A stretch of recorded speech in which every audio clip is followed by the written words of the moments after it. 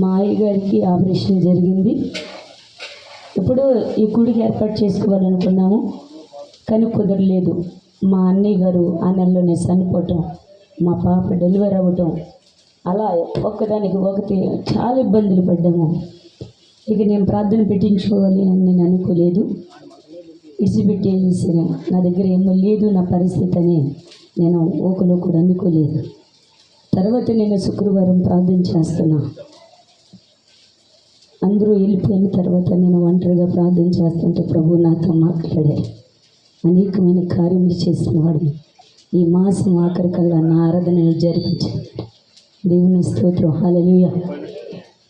ఎప్పుడైతే దేవుడు ఆ వాగ్దానం చేశారో నా దగ్గర అయితే ఏమీ లేదు.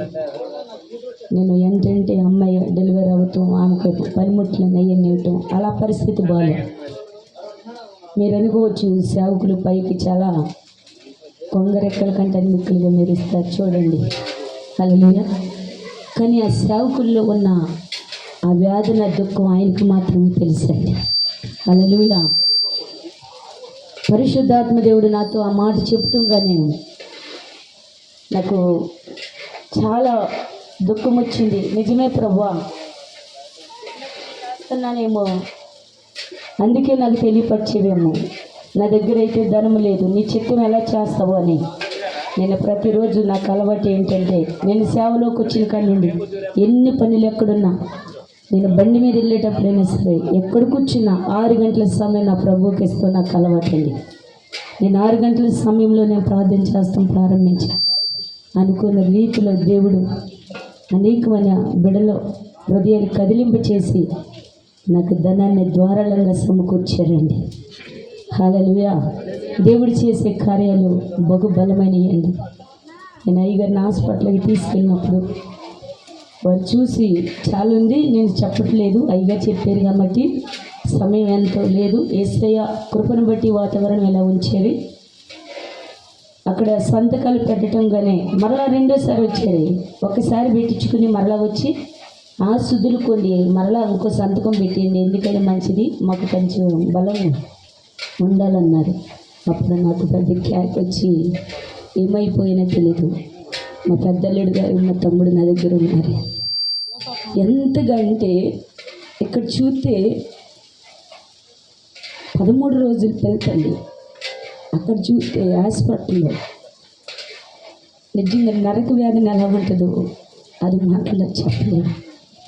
అంత వేదన అనుభవించామండి. దేవుడు ఎంతో కృపించని 2 సమయంలో 10 మంది సేవకులు వేసుకుని మరి విజయవాడ నుండి ప్రభాకరం గారు మా ఇంటికి వచ్చి 1 గంట సమయంలో ప్రార్థన చేస్తబోతే నాకు చాలా వేదన అనిపించింది.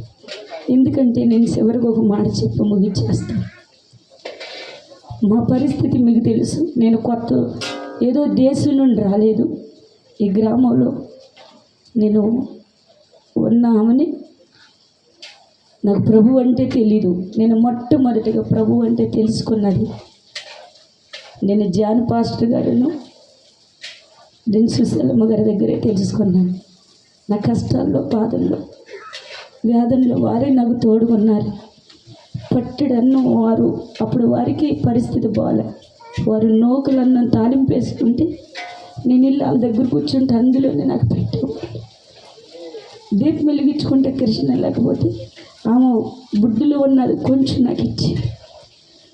కన్నా కూతుర్ని కూడా నన్ను అలా చూడలేదు. అంతగా వారి ద్వారా ఈరోజు నేను దేవుణ్ణి ఎంతగా ఎరిగి ఉన్నాను. నిజంగా ఎంతగా అంటే నన్ను బాగా పరిశుద్ధాత్మ దేవుడు ఎలా ఉంటారని తెలిపింది కూడా మరి జాన్ పాస్టర్ గారు అమ్మ వాళ్ళే నాకు బాప్టిజం ఇచ్చారు. ఎంతకంటే చాలా శ్రమలో నుండి నేను లేపబడ్డాను. మీకు అందరికీ తెలుసు, మా అయ్యగారిని భయంకరంగా నరికినప్పుడు నా పరిస్థితి బాగాలేదు. నేను ఈ మాట ఎప్పుడు గుర్తు చేసుకుంటే ఏ ప్రాంగణానికి వెళ్ళినా ముందు నా సాక్ష్యం చెప్పి వాక్యం చెప్తాను.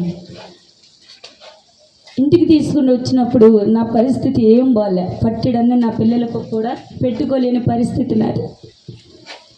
ఒక ఆమె ఉంది లీలం పిండని, అందరూ వచ్చి చూసి వెళ్తున్నారు. చిన్నపిల్ల తల్లి కదా, ఆయన నరికి వేశారు. మీకు తోసింది నన్ను టవల్ మా ఇంట్లో ఎలా పరిస్తే గిద్దెడి బియ్యం పోసిన వారు 2 రూపాయలు వేసిన వాళ్ళు, 3 రూపాయలు వేసిన వాళ్ళు, మాట అంత నింపబడింది. సరకచ్చులో అందరూ రూపాయి వేస్తారు. అలా అందరూ వేస్తుంటే నా పిల్లల్ని ఎత్తుకొని నుంచి ఈరోజు నన్ను ఈ రీతిగా నిలబడ్డాను. నేను ఆరాధిస్తున్నా నా దేవాది దేవునికి మహిమ కలుగునుగాక. గట్టిగా గట్టిగా ఏమిచ్చి ఆయనకి రుణము మనము తెరచలేమండి. నా సాక్ష్యం చెప్తే ఒక్కరోజు చాలదు, కానీ ఈరోజు ఎలా నిలబడ్డా. మేము చాలా పేద స్థితిలో ఉన్నవాళ్ళం, మీకు తెలుసు. నేను ఎన్ని ఇళ్ళకు వచ్చి ఈ సింగి జాపి మీ ఇళ్ళ కడ పడుకున్నాను, మీకు అందరికీ తెలుసండి. ఈరోజు నేను ఎంత అందరి మీద కూర్చోబెట్టి ఎంతమంది దైవ సేవకులు ప్రేమను పొందుకుంటానికి కారణం నేను ప్రకటిస్తున్న నజరేయుడు మాత్రమేనండి. ఆయన మన జీవితంలోకి వస్తే అద్భుతాలు జరుగుతాయి. నిందలు, అవమానాలు, కష్టాలు, కన్నీరు అన్నీ చూశాను నేను. ఆయన నా యేసు నన్ను విడిచిపెట్టలేదు, ఆయన చేయిని నేను విడిచిపెట్టలేదు. ఎన్ని శ్రమలు వచ్చినా ఆయన పట్టుకుని ముందడిగేసాను. ఈరోజు నా బిడ్డల విసులో కానీ కుటుంబం విసులో ఆయన కృప తోడుగా ఉంది. మేము చెప్పిన ఆహ్వానాన్ని అందుకుని వచ్చిన మీరు అందరికీ ప్రత్యేకమైన వందనాలు తెలియపరుస్తున్నాను. దూర ప్రాంగణం నుండి రాత్రంతా ప్రయాణం చేశారు. అలాగే విజయవాడ ప్రాంగణం చుట్టుపక్కల ప్రాంగణం నుండి వచ్చిన దైవ సేవకులకి నా ప్రత్యేకమైన వందనాలు తెలియపరుచుకుంటున్నాను.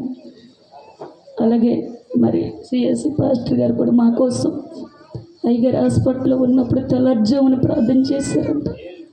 నేను ఆత్మీయులకు కూడా తల్లిదండ్రికి ప్రత్యేకమైన వందనాలు తెలియపరుచుకుంటున్నాను. మా అమ్మాయి చెప్పింది, అమ్మ రోజు అయ్యగారు మైకల్లో నాన్న కోసం ప్రార్థన చేస్తున్నారు. మేము హాస్పిటల్ ఉన్నప్పుడు మా పిల్లలు ఇక్కడ వాళ్ళ నాన్నగారు అక్కడ ఏడవ చాలా అంటే ఆయన చిత్తముంటే ఎవరైనా సరే జీవించగలుగుతారు అన్న మాట నిదర్శనం మాదేనండి. దేవుని స్తోత్రం, హల్లెలూయా. ఎన్నో అద్భుతాలు మా జీవితంలో దేవుడు చేసేది. దేవుడు మరణం నుండి లేపి సజీవులుగా నిలబెడితే నేను ఈ ఆరాధన పెట్టించుకుందాం అనుకున్నాను. నిర్లక్ష్యం చేసా. ఆయన పిలిచి పెట్టించిన కృప కాబట్టి వాతావరణం నా దేవుడు అనుకూలంగా ఉంచిన దేవాతి దేవునికి మహిమ కలుగునుగాక. ఈ చిన్న సాక్ష్యం దేవుడు దీవించి ఆశీర్వదించబడుతురుగా. హల్లెలూయా.